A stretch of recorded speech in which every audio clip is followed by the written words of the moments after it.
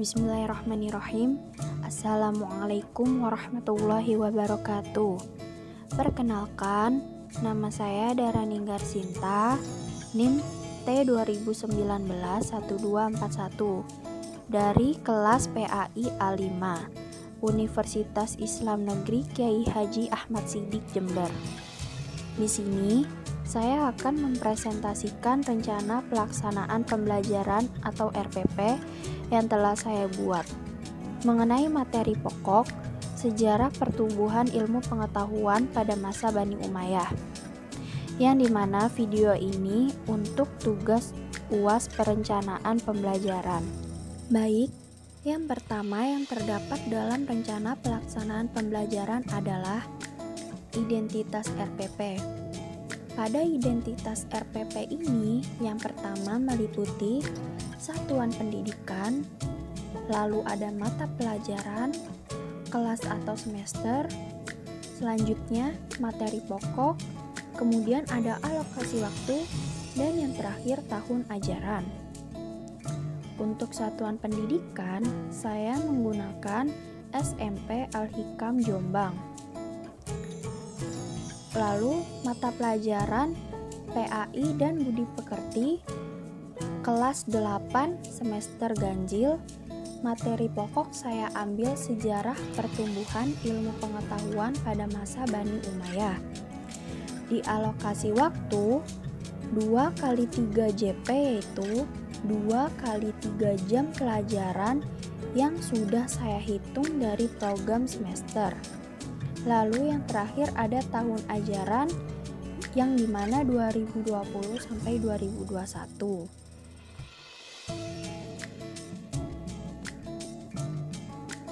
Selanjutnya yaitu kompetensi inti.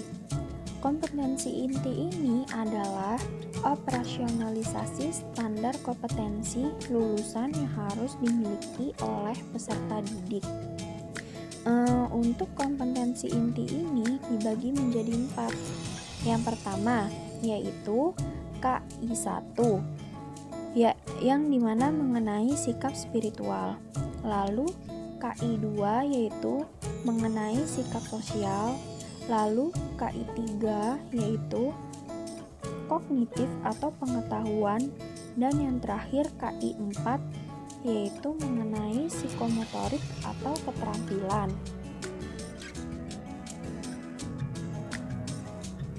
Baik, selanjutnya yaitu kompetensi dasar dan indikator pencapaian kompetensi.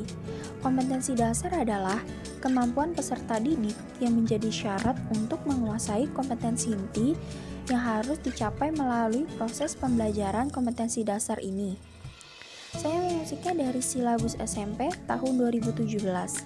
Sedangkan indikator pencapaian kompetensi adalah penjabaran dari kompetensi dasar, yaitu berupa perilaku yang dapat diukur atau dapat diobservasi untuk melihat ketercapaian dari kompetensi dasar. Kompetensi dasar ini ada 1.13, 2.13, 3.13, 4.13. Maksudnya, 1 adalah kompetensi inti yang pertama dan 13 adalah tema yang saya ambil dari materi pokok. Untuk indikator sendiri, cara mengembangkannya yaitu dengan cara yang pertama, menentukan kedudukan kompetensi dasar dari kompetensi inti yang pertama sampai yang keempat. Lalu, yang kedua, melihat kata kerja yang digunakan. Yang ketiga, menggunakan kata kerja operasional atau KKO yang dapat diukur. Dan yang terakhir, indikator dirumuskan dalam kalimat yang simpel dan jelas.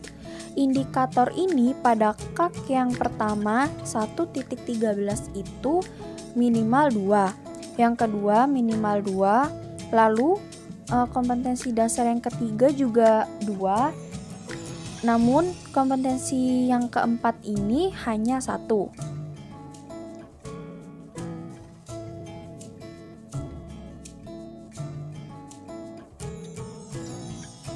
Selanjutnya yaitu tujuan pembelajaran.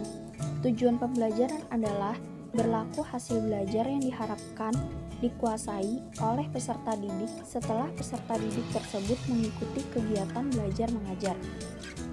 Untuk pertemuannya disamakan dengan alokasi waktu yang telah tertera di awal.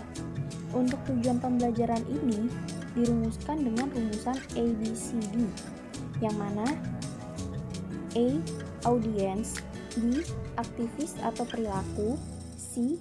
Condition atau kondisi, dan D. Degree atau tingkat keberhasilan. Untuk tujuan pembelajaran ini biasanya diawali dengan C atau condition. Rumusan ini digunakan untuk pertemuan pertama dan yang kedua atau terakhir. Untuk tujuan pembelajaran ini dipastikan kita harus menggunakan rumusan tersebut. Lalu selanjutnya yaitu materi pembelajaran. Materi pembelajaran yaitu bahan atau seperangkat substansi pembelajaran untuk membantu guru dalam kegiatan pembelajaran tersebut. Materi pembelajaran juga bisa diartikan sebagai hasil analisis dari buku guru, buku siswa, dan dari penunjang lainnya. Untuk materi pembelajaran sendiri mencakup 4 dimensi pengetahuan. Yang pertama yaitu pengetahuan faktual, konseptual, prosedural, dan yang terakhir yaitu metakognitif. Di sini, materi pembelajaran saya yaitu yang pertama, sikap terpuji yang dimiliki ilmuwan muslim masa Bani Umayyah, sejarah pertumbuhan ilmu pengetahuan masa Bani Umayyah, faktor-faktor yang mendukung terjadinya pertumbuhan ilmu pengetahuan pada masa Bani Umayyah, bukti-bukti pertumbuhan ilmu pengetahuan masa Bani Umayyah, dan yang terakhir, tokoh-tokoh ilmuwan muslim pada masa Bani Umayyah. Selanjutnya yaitu metode pembelajaran. Metode pembelajaran adalah sebuah proses sistematis dan teratur yang dilakukan oleh guru atau pendidik dalam menyampaikan materi pembelajaran. Di sini saya menggunakan pendekatan scientific, model reading aloud, metode diskusi, ceramah, dan tanya jawab. Itu saya lakukan untuk pertemuan pertama dan pertemuan kedua. Berikutnya yaitu media pembelajaran. Media pembelajaran adalah sarana fisik untuk menyampaikan materi pembelajaran, yang mana media ini dapat berupa bentuk cetak atau perangkat keras. Nah, di sini pada media pembelajaran saya menggunakan video pembelajaran dan peta timur ke tengah. Lalu alat pembelajarannya itu ada laptop, LCD proyektor, papan tulis, dan spidol. Berikut kita lanjut ke sumber belajar. Sumber belajar adalah segala daya yang dapat digunakan untuk kepentingan proses pembelajaran. Di sini saya menggunakan sumber belajar yang pertama ada Al-Quran dan terjemahnya. Yang kedua, buku teks PAI kelas 8. Yang ketiga, buku-buku penunjang PAI kelas 8. Yang keempat, ada peta Jazirah Arabia. Yang kelima, video pembelajaran interaktif. Dan yang terakhir, saya menggunakan internet. Next, kita lanjut ke langkah-langkah kegiatan pembelajaran. Langkah-langkah kegiatan pembelajaran ini dibagi menjadi dua. Pada kegiatan ini, didahului dengan kegiatan ini yang mana didahului dengan pendahuluan. Lalu, kegiatan inti, dan yang terakhir adalah penutup. Yang dimana pada pendahuluan ini terdapat orientasi, apersepsi, terus motivasi, dan pemberian acuan. Selanjutnya ada kegiatan inti. Kegiatan inti ini adalah suatu kegiatan pembelajaran yang bertujuan untuk pembentukan pengalaman siswa. Karena saya menggunakan pendekatan saintifik, maka pada kegiatan inti ini saya menggunakan 5 kegiatan yang dimana biasa disebut dengan 5M. Yang pertama yaitu mengamati, yang kedua menanya, yang ketiga mengeksplorasi, yang keempat mengasosiasikan, yang kelima komunikasi, dan yang keenam penutup. Akan tetapi tidak ada ketentuan tentang hubungan 5M, sehingga dapat berubah sesuai kebutuhan yang dibutuhkan oleh guru. Yang pertama itu mengamati. Biasanya seorang guru itu memberikan foto atau tayangan video yang dapat diamati oleh peserta didiknya. Kemudian menanya. Untuk menanya, peserta didik diberikan kesempatan untuk bertanya mengenai materi yang belum dipahaminya. Selanjutnya, mengeksplorasi. Mengeksplorasi itu maksudnya mencari bukti-bukti sejarah. Kemudian mengasosiasi, yang maksudnya membuat deskripsi sejarah. Dan yang terakhir komunikasi. Nah, di bagian ini peserta didik diberi kesempatan untuk menyampaikan atau mempresentasikan materi. Lalu selanjutnya yaitu untuk menentukan alokasi waktu.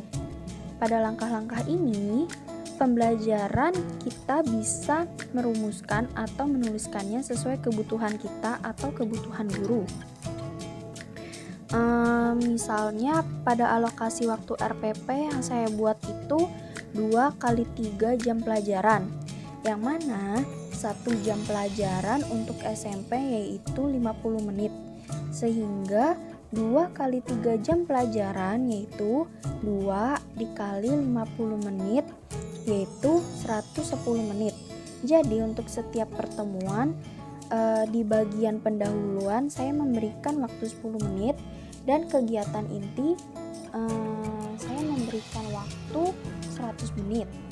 Untuk alokasi waktu ini kita lakukan sama di pertemuan pertama dan pertemuan kedua. Baik, kita lanjut ke pembahasan yang terakhir yaitu penilaian. Penilaian adalah pengolahan informasi untuk menentukan pencapaian hasil belajar peserta didik. Di sini saya menggunakan 3 penilaian. Yang pertama, penilaian sikap spiritual, yang kedua, sikap sosial, dan yang ketiga, pengetahuan. Untuk yang pertama, sikap sosial, kita menggunakan teknik penilaian diri. Bentuk instrumennya lembar penilaian diri, kisi-kisi, meneladani sikap terpuji, instrumennya terlampir. Lalu yang kedua, sikap sosial. Untuk teknik penilaiannya, penilaian antar teman, bentuk instrumennya lembar penilaian, kisi-kisinya pengamatan saat pelaksanaan diskusi, lalu instrumennya terlampir. Untuk yang ketiga, pengetahuan. Di pengetahuan ini ada namanya teknik penilaian, menggunakan tes tulis dengan soal esai, lalu bentuk instrumennya lembar tes, kisi-kisinya terlampir, dan instrumennya terlampir. Di sini juga sudah tertera untuk instrumen penilaian sikap spiritual, sudah ada tabel yang harus diisi untuk peserta didik. Lalu mengenai pengetahuan, guru memberikan soal untuk peserta didik dan peserta didik diwajibkan untuk menjawab soal-soal tersebut. Cukup, terima kasih sudah menyaksikan video dari saya. Semoga bermanfaat. Kurang lebihnya saya meminta maaf.